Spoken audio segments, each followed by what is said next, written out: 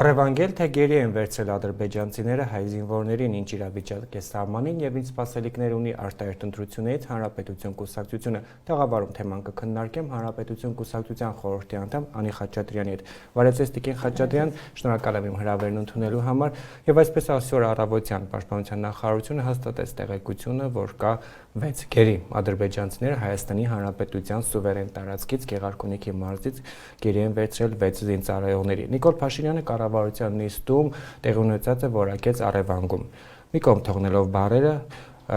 արձանագրենք, որ Հայաստանի տարածքից արդեն գերիներ են վերցնում կամ առևանգում են եւ այլն, բայց տեղի ունենում Հայաստանի տարածքում։ Ինչու՞։ Հանրապետություն կուսակցությունն արդեն Սյունիքի զարգացումները երբ նոր էին սկսել, այդ ժամանակից ի վեր ու անընդհատ նորից կրկնելով մենք շեշտում ենք, որ այս այն իրավիճակը, ինչ օրեցօր զարգանում է, ելի է զարգանալու։ Մենք կանխատեսել էինք այս ելքերը, որովհետև մեր ռազմավարական գործընկերը ոչ մի կերպ չի օգնում, աջակցում մեզ, որը պարտավոր է անել, այլ ավելին, ոնց տեսնում ենք, խրախուսում է հակառակ կողմին եւ դրա արդյունքում բնական է, որ հակառակորդը թշնամին պետք է ոգևորվեր եւ գնար ինչ-որ քայլեր։ Այսինքն մեղավորը Ռուսաստանն է, ոչ Հայաստանի մեղավորը Հայաստանի Հանրապետությունն է, որ արդեն օրեր շարունակ, համարյա մի ամիս է դառնում, չի դիմում ՄԱԿ-ին, չի խնդրում օգնություն այլ երկրներից։ Մենք պետք է բարեկամներ փորձենք գտնել օգնություն, պետք է փորձենք գտնել Ռուսաստանից բացի այլ պետություններից, որովհետեւ մենք միայնակ չենք կարող, հա, թուրք-ադրբեջանական այդ տանդեմի դեմ կռվել եւ նորից եմ կրկնում, մեր ռազմավարական գործընկերը, որը պարտավոր է մեր անվտանգությունն ապահովել, փաստացի ոչինչ չի անում, հակառակը խրախուսում է թշնամուն։ Ինչպես է խրախուսում։ Դուք այդ խրախուսման ձևերը, մեթոդները ինչպես եք տեսնում։ Տեսեք, արդեն օրեր շարունակ է ոչ մի բան չկա, հա, նախաձեռնություն չկա ՀԱՊԿ-ի կողմից, ոչ մի նախաձեռնություն չկա Ռուսաստանի Դաշնության կողմից, որը մեր կնքած, հա, ստորագրած փաստաթղթերի հիման վրա պետք է մեզ օգներ։ Ինչպես է օգնում Ամերիկայի Միացյալ Նահանգները, տեսեք, Վրաստանին։ Ռազմավարական գործընկերները տարբեր են լինում, բայց օրինակը, հա, Վրաստանով բերեմ, ինչպես է օգնում Վրաստանին Ամերիկայի Միացյալ Նահանգները, տեսեք, մի տանկ հնարավոր է մտնել Վրաստանի սահման, թե ինչպես են արդեն սահմանները գծած, սահմաններով ամեն ինչ ապահովել, իսկ մեր հետ ոչ մի նորմալ հարաբերություններ չի պահում մեր ռազմավարական գործընկերը։ Բայց Նիկոլ Փաշինյանը իր իշխանությունը որքանով են մեղավոր ստեղծված իրավիճակի համար։ Թույլ իշխանություն են, չեն կարողանում խրոխտ խոսել, բացի այն, որ ուղղակի հայտարարություններում խրոխտ եւ խիստ բառերն են օգտագործում։ Վերջին 20 տարիների բոլոր իշխանությունները տանում են նույն քաղաքականությունը, ինչ Նիկոլ Փաշինյանը։ Մենք մի քանի անգամ շեշտել ենք, թե նախորդ երկու իշխանությունները, թե այսօր Նիկոլ Փաշինյանը բոլորը վարում են նույն քաղաքականությունը։ Այսօր դաշտում, երբ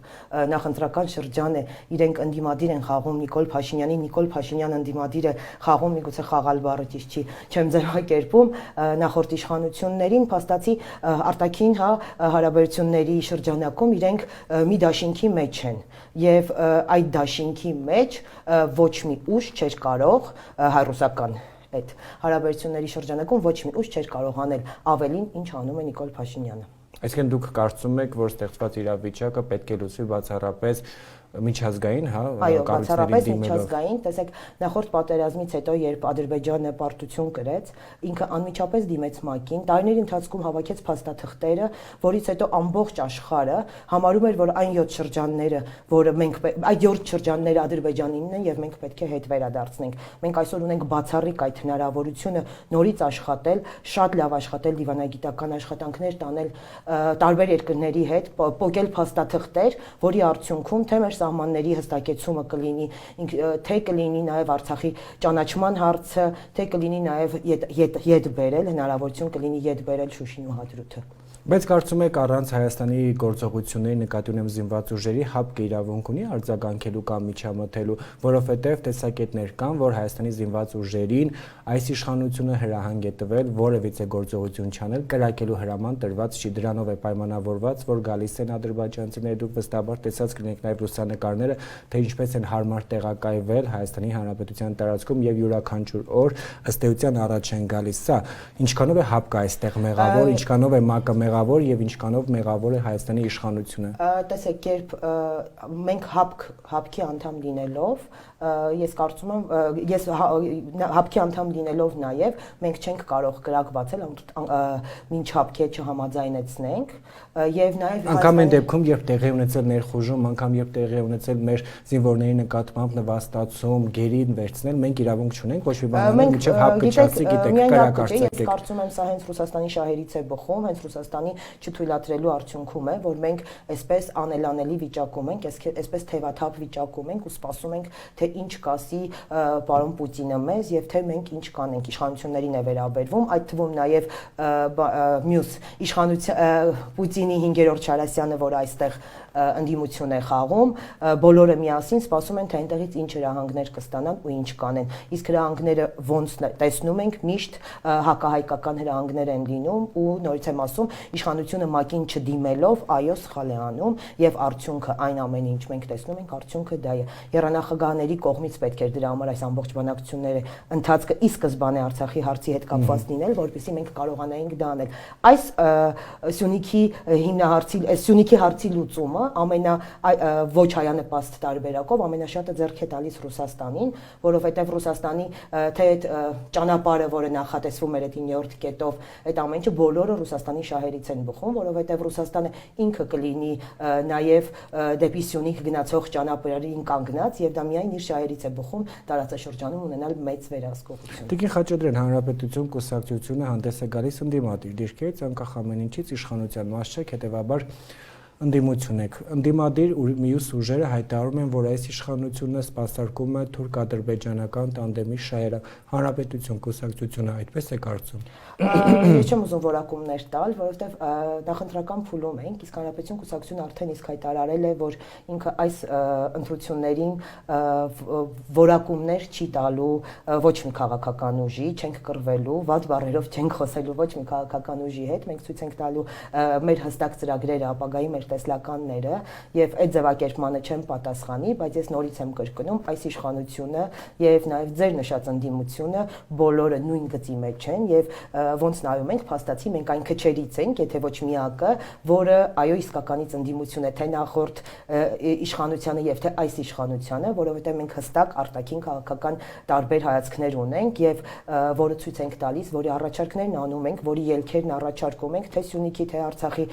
հիմնահարցերի լուծման մեր առաջարկներին, եթե հետեված լիներ իշխանությունը եւ եթե հետեւի հաջորդ իշխանությունը, թե կամ մենք, եթե լինենք հաջորդ իշխանությունը, մենք կանենք մեր ծրագրերը, մենք չլինելու դեպքում հուսով եմ հաջորդ իշխանությունը մի քիչ դուրս կգա այդ հակահայկական գծից, որը տանում է ոչ թե կոնկրետ իշխանությունը, այլ տանում է ռուսական գիծը, մեզ ստիպում է գնալ այդ գծով։ Ուզում հասկանամ Պուտինն է մեղավոր, որ մենք այսօր ունենք 6 գերի։ Մեղավոր ենք մենք, Հայաստանի Հանրապետությունը, որը սպասարկում է Պուտինի շահերը։ Նկատի ունեք իշխանությունը, որտեղ ես որպես քաղաքացի վրա չեմ ուզում նորից եմ կրկնում վերջին 20 տարիների բոլոր իշխանությունները, ովքեր պահել են ռուսական գիծը ամբողջությամբ։ Մենք չենք ասում Ռուսաստանի հետ խզել հիմնովի հարաբերությունները, ոչ, չի կարելի դա, մենք այդ ամեն ինչը հասկանում ենք, եւս մեկ թշնամի ունենալ չի կարելի, բայց այդ ամեն ինչն ուներ լուծումներ, այդ ամեն ինչն ուներ ժամանակի ընթացքում լուծումներ, այս պահին էլ կա այդ հնարավորությունները, որովհետեւ նույն Ամերիկայի Միացյալ Նահանգները Ֆրանսիան օգնության ձեռք է մեկնում անընդհատ, բայց կան նաև ներդրումների ծրագրեր հենց Սյունիքում, որը մեր այս պահին ամենախոցելի տարածքներից մեկն է, եթե մենք ունենանք միջազգային մեծ ներդրում Սյունիքի մարզում եւ ոչ ռուսական, այլ լինի ուրիշ երկրի ներդրում, բերենք օրինակ Ամերիկայի Միացյալ Նահանգները, թշնամին միանշանակ ռիսկի չի գնա վնասելու այդքան մեծ ներդրումով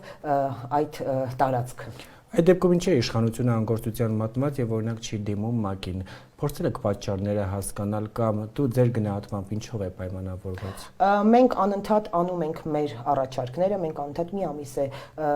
բարձրացնում ենք այդ հարցը, որ դիմել ՄԱԿ-ին, դա արդեն օրհասական է դարձել։ Իշխանությունը դեռևս լռում էր, բայց եթե չեմ սխալվում 3-ա հայտարարվեց, որ հապկի գործողությունները այնքան էլ չեն բավարարում Հայաստանի շահերին, հուսով եմ փուլային տարբերակով մենք կգնանք դիմելու ՄԱԿ-ին, որովհետև այստեղ մեր անվտանգության հարցն է եւ մենք չպետք է գոհացնենք Ռուսաստանին։ Կարծում եք հապկանդամ երկրները լուրջ չեն ընդունում այս իշխանություններին, չեն արձագանքում։ Առհասարակ այդ կառույցը հապկասացի իմ համար ես ոնց նայում եմ, ոնց ուսումնասիրում եմ այդ կառույցի գործունեությունը, իմ համար այդ կառույցը գոյություն չունի, ինքը ձևական կառույց է։ Բայց այդ դեպքում ինչ սպասելիքներ պետք է ունենալ, եթե Անկեղծ ասած մենք սպասելիքներ չունենք, որի մասին Հանրապետություն կուսակցությունն ասել է, ես նաև գրառում էի արել Սյունիքի դեպքերի առաջին հենց օրը, որ էլի 5 օրը ճակերտավոր 5 օր նկատի ունի, էլի 5 օր ուշանալու է մեր ռազմավարական գործընկերն ու հայտարարություններն ու օգնությունը։ Այս դեպքում ինչ անեն այդտեղ ապրող քաղաքացիները,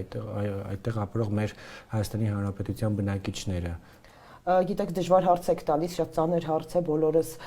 որովհետև Երևանում կյանքը զարգացման այլ ընթացքով է շարժվում սրճարաններում եւ մարդիկ ապրում են իրենց առօրյան, բայց մարզերում մենք ականատես ենք լինում, հատկապես վերը նշված երկու մարզերում, թե ինչ է կատարվում եւ յուրաքանչյուր պահի այնտեղ կա վտանգ, որ քաղաքացիները կարող են գերեվարվել, մինչեւ այստեղ Երևանում կաբինետում նստած մարդիկ որոշում են, թե ում դիմեն, ինչու չի արձագանքում եւ այլն, ինչու Հայաստանի զինված ուժերը չեն միջամտում։ Այս հարցը ձեզ օրինակ չի մտահոգում։ Գիտեք,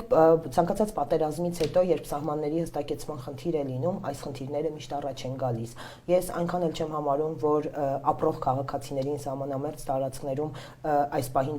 վտանգ է սպառնում, ավելի շատ վտանգ սպառնում է առաջին գծում, հա, գտնվող մեր զինվորներին, որը Պաշտպանության նախարարությունը այո, բայց գուցե եթե մետր առաջ գան, նաև հասնեն։ Դե դրա համար մենք նորից եմ ասում, օր առաջ, վայրկյան առաջ պետք է դիմենք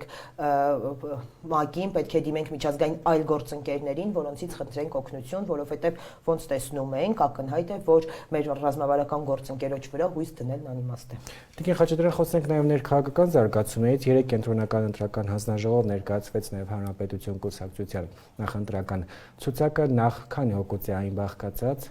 Ցուցակը բաղկացած է 103 հոգուց, ցուցակը այո 3 եմ ներկայացրել, ցուցակի հաստատումը կլինի մինչև ամսի 31-ը, որը սահմանվում է օրենքով։ Բացթողումներ փաստաթղթային չունեմ, կարծում եմ ցուցակը կհաստատվի, միանշանակ վստահ եմ։ Նոր դեմքեր կան կուսակցությունում, ովքեր են առաջատարները։ Կուսակցությունում շատ ունենք նոր դեպքեր, շատ հետաքրքիր է, որ 2003 թվականից հետո Հանրապետություն կուսակցության պատմության մեջ այս վերջին մի պատերազմից սկսած ընթացքում ու հետպատերազմյան ընթացքում Հանրապետություն կուսակցության պատմության մեջ առաջին անգամ է, որ այսքան նոր դեմքերի, նոր անդամագրումների հոսք ունենք, նույնիսկ չենք հասցնում ֆիզիկապես այդ ամբողջ ապահովել, ինչը շատ ուրախացնում է քաղաքական թիմին։ Հանրապետություն կուսակցություն։ Կարծում եմ հենց մեր քաղաքական հայացքներն են բերում, դաշտը այնպիսին է, որ Հանրապետություն կուսակցությանը արդեն իսկ գնահատել սկսել են մարդիկ եւ տեսնում են մեր 20 տարիների անցած ճանապարհը, որ երբեք ոչ մի քաղաքական ուժի հետ, երբեք ոչ մի իշխանության հետ գործարքների պայմանավորվածությունների չգնա։ Այդ թվում այս իշխանությունների, որովհետեւ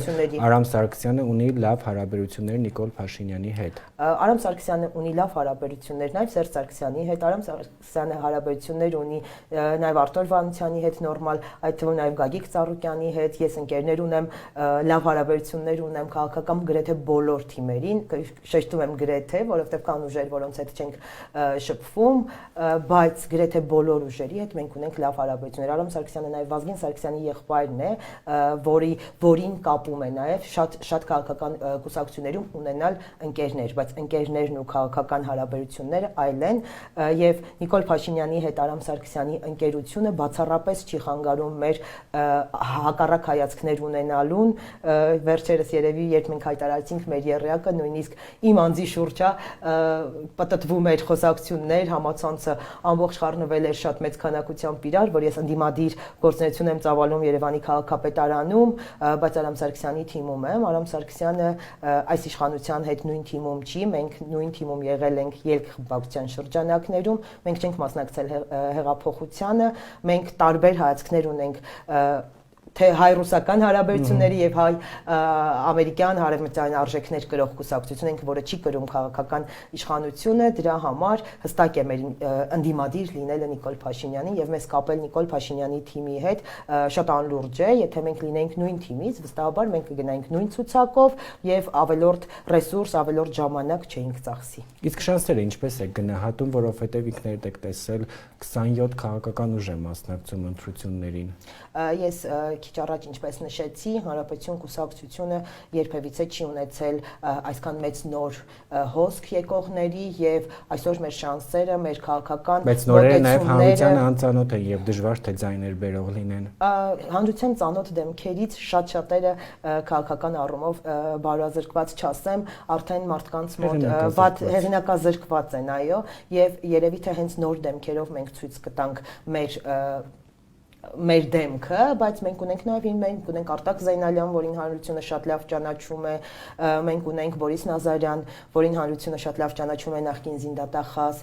մենք ունենք շատ հանրային դեմքեր, նենց չի որ չունենք այդ հանրային դեմքերը։ Իշխանության եք ձգտում, թե պարզապես խորհրդարանում ներկայացվածություն։ Միանշանակ ցանկացած քաղաքական ուժ, որը հայտ է ներկայացնում ընտրությունների մասնակցելու, այո, ձգտում է իշխանության, մենք էլ չենք տարբերվում մնացած քաղաքական ուժերի, այո, մենք ձգտում ենք իշխանության ու ես կարծում եմ, որ այսօր կա այդ հնարավորությունը, այդ շանսը ունեցողներից մեկը մենք ենք, որովհետև պատերազմից հետո Հայաստանում այդ ռուսամեդների գիծը ավելի թեքվեց արևմտամետ արժեքները կրող հասարակության ու արևմտամետ արժեքները կրող հասարակության շերտը գալիս է դեպի Հանրապետություն կուսակցություն։ Այսինքն ովքեր հակառուս են, հա, այսպես ասենք, պետք է ընտրեն Հանրապետություն կուսակցությունը։ Մոտավորապես, բայց չէ, մենք դեպքում չենք էլի կա ասում կուսակցություն, անունը չհնչեցնենք, որոնք գրեթե նույն արժեքներն են կրում։ Գիտեք, ես կարծում եմ ցանկացած քաղաքական ուժ, որը մասնակցում է ընտրությունների ու քաղաքացիները, որոնք պետք է գնան ընտրությունների, միշտ նայում են առաջին համարներին, իսկ սիմվոլներ Հայաստանի Հանրապետության քաղաքական ուժերից շատ քչերն ունեն,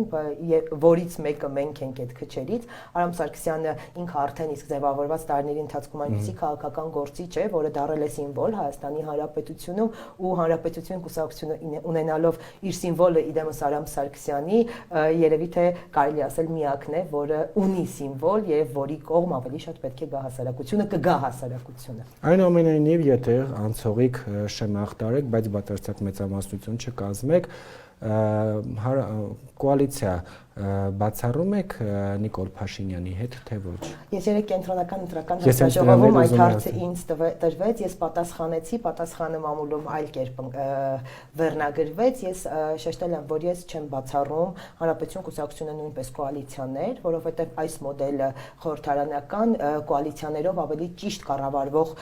կլինի իշխանության եւ դրա համար ես չեմ բացառում եւ ոչ մեկի հետ, չէ, մի հոգու հետ բացառում եմ երևի թե ես երեք անուն չտվեցի, այսօր կտամ, այո, ես բացառում եմ Ռոբերտ Քոչարյան դաշինքի հետ որևիցե կերպ Հանրապետություն կուսակցության համագործակցումը երբևիցե, իսկ այլ քաղաքական ուժերի հետ միգուցե եւ հնարավոր լինեն բանակցություններ, միգուցե եւ հնարավոր լինի կոալիցիաներ։ Չեմ բացառում, բայց ես վստահ եմ, որ Հանրապետություն կուսակցությունը այնպիսի ներկայանալի թվով է լինելու ազգային ժողովում, որ չենք գնալու, որ մյուսներն են քննարկելու մեր հետ կոալիցիա կազմելու հարցը։ Քարոզարշավը ինչ հիմքով եք անելու, այսինքն հիմքը ինչն է լինելու քարոզարշավի, մարզեր գնալուց մարդկանց ինչ եք ասելու։ Մենք արդեն իսկ մեր որովհետև եթե դուք ներողություն ասում եք, որ չենք կպնելու, չենք խոսքեր ասելու ոչ ներկաների, ոչ նախկինների, բայց քարոզարշավը հենց դրա համար է, որպեսզի ցույց տան, թե ինչ են արել մյուսները եւ ինչ չեն արել եւ ինչ եք դուք անելու։ Ցավոք սրտի Հայաստանի Հանրապետությունում դուք ճիշտ եք ձևավորվել այդ ավանդույթը, որ քարոզարշավին պետք է գնաս մարզեր ու հայհոյես նախկիններին կամ ներկաներին եւ դրա արդյունքում է, դե փակչակերտավոր, հա, ասեմ եւ դրա արդյունքում է, որ մեջտեղի ուժերը, որոնք միշտ ծրագրեր են ներկայացնում եւ այդ ծրագրերը չեն լսվում, ու այդ ծեվի սպիտակի բաժանումն է ավելի շատ ժողովուրդը նայում, շատ դժվար է հենց մեջտեղում պայքարող մեր նման ուժերի համար, որոնք ծրագրեր են միայն ներկայացնում։ Մեր կարգախոսը հենց մեր ամբողջ ծրագրի ու Հայաստանի Հանրապետության ամենակարևոր կետերից մեկն է, որը այս պահին մենք մեր կարգախոսի բացվածքով խոսելու ենք մարդկանց հետ, մեր կարգախոսը աշխատատեղ եւ անվտանգությունն է, որի հնարավորությունը ստեղծելու, որի փորձը տարիների ընթացքի Արամ Սարգսյանի վարչապետություն եղած փորձը նաեւ տալիս է մեզ հնարավորություն քաղաքական դաշտում գրեթե միակներից ենք, որը թե կառավարման, չէ, գրեթե չէ, կան ուժեր, բայց այդ դաշտում միակներից ենք, որը ունեցել է թե կառավարման փորձ, որը ունեցել է թե ընդդիմադիր տարիների փորձ, եւ մենք գիտենք բոլոր լուծումները, եւ մենք տալու ենք այդ բոլոր լուծումների մենք հնարավորություն լուծումներն ենք առաջարկելու հանրությանը մեր ծրագրի, մեր կարգախոսի շրջանակներում, որպեսզի հանրությունը իմանա, թե մենք գալուց ինչ կերպ եւ ինչ ենք առաջարկելու անելու իրենց համար։ Տիկին Խաչատրյան, վստահաբար, եթե ունեք ցանկացած քաղաքական ուժ դուք ինքներդ նշեցիք, որ եթե հայտ է ներկայացնում, բնականաբար նաև իշխանությունը վերցնելու, իշխանություն գալու նպատակ է դա բնդում։ Այս դեպքում նաև կառավարության կազմի հետ կապված քննարկումներ արել եք, օրինակ ով է լինելու ձեր փոխվարչապետերը, ազգային ժողովի նախագահը, նախարարությունների ղեկավարները, թե դեռևս դրան չեք հասել։ Տեսեք, քիչ առաջ դուք չենք հասել միանշանակ դրան, եթե նույնիսկ հասել ենք էլ այս պահին դա բարձրաձայնելու կարիք չեմ գտնում, բայց ինչպես դուք նշեցիք, քիչ առաջ մենք ընկերներ ենք Նիկոլ Փաշինյանի հետ, ես էլ ավելացրեցի ձեր խոսքին, որ մենք ընկերներ ենք քաղաքական շատ ուժերի հետ եւ քաղաքական կոալիցիաների, ոչ այդպիսի կոալիցիաների, այլ քաղաքական լավ թիմեր հավաքելու տարբեր քաղաքական ուժերի։ Եթե հանրապետությունը գալիս է իշխանություն, դուք այլ կուսակցությունից կարող եք մարդ առաջարկել, ով կարող լինի Կուսակցությունը երբեք փակ չի եղել համագործակցություն այլ քաղաքական ուժերի հետ։ Այո, կարող է լինել այլ կուսակցության ներկայացուցիչ, թե քաղաքացիական պայմանագրի, թե նախկին հանրապետականի, թե, չգիտեմ, մնացած այլ կուսակցությունների ներկայացուցիչներ։ Լավ, ապակա կա, ասում է Նիկոլ Փաշինյանն ու իր իշխանությունը։ Տեղ ունեցող զարգացումներից հետո այդպես եք կարծում, դուք Նիկոլ Փաշինյանի իշխանությունում նրա ղեկավարման օրոք ապակա տեսնում եք։ Հայաստանի Հանրապետության ապագան, այո, միանշանակ կա։ Ապակա այս իշխանության հետ նկատի ունեմ։ Հայաստանի Հանրապետության ապագան միանշանակ կա, այդ ապագան մենք ասել ենք չկորցնելու, այդ շանսը չկորցնելու համար ինչ պետք է անի, թե այս իշխանությունը, թե որևիցե այլ իշխանություն, այդ թվում մենք, որ պետք է սկսենք համագործակցություն մեր ռազմավարական գործընկերոջ հետ։ Չէ, թողնենք ռազմավարական այլ տարբերակ չկա ապագան ստեղծելու համար։ Ապագան ստեղծելու համար մենք պետք է տնտեսապես զարգանանք։ Մյուսներն ասում են ապագա առանց Նիկոլ Փաշինյանի։ Գիտեք, մենք չենք անձնավորում ոչինչ։ Ապագա կա, եթե մենք զարգանանք, եթե մեր տնտեսությունը ճիշտ զարգանա, մենք հաճախ ասում ենք, որ հանքարդյունաբերությունը զարգանա։ Մենք պետք է տնտեսության արագ թռիչքներով տնտեսությունը զարգացնենք եւ միայն այդ կերպ կա ապագա, թե որ քաղաքական ուժը կկարողանա տնտեսությունը այդ կերպ զարգացնել, դա արդեն ցույց կտա ժամանակը։ Միևնույնն է, ապագա լինելու է այն ուժի հետ քաղաքական, որին ընտրելու է Հայաստանի Հանրապետության քաղաքացին, այլ տարբերակ գալու 2018-ին Հայաստանի Հանրապետության քաղաքացիների մեծամասնությունը դրեցին իմ քայլի դաշինքին։ Այո, 2018 թվականին Հայաստանի Հանրապետություններում վերջին երևի 20 տարիների ամենալեգիտիմ ընտրությունները եղան, եւ ես լիահույս եմ, որ այս ընտրությունները նույնպես կլինեն ու կապ չունի այդ ընտրություններին հաղթող ուժը որը կլինի, մենք ողջ ունենք ժողովրդի տված քվեն։ Այդպես է լինում միշտ ժողովրդավարական պետություններում, այո մենք պետք է քիչ-քիչ դառնանք ժողովրդավարական պետություն, եթե նույնիսկ համարում են մարդիկ, որ ժողովուրդը սխալվել է, այս պահին արդեն այսքան փորձություններից հետո ես վստահ եմ, որ ժողովուրդը չի սխալվելու եւ իր քվեն տալու է այն մարդուն, ում հետ տեսնում է ապագա։ Այսինքն մեկ անգամ գոնե պետք է կատարել ճիշտ ընտրություն։ Այո, եւ գիտեք, մեկ անգամ ամենաճիշտ ընտրությունը Հայաստանի Հանրապետության քաղաքացին կատարել է, երբ ընտրել էր Վազգեն Սարգսյան եւ Կարեն Դեմիրճյան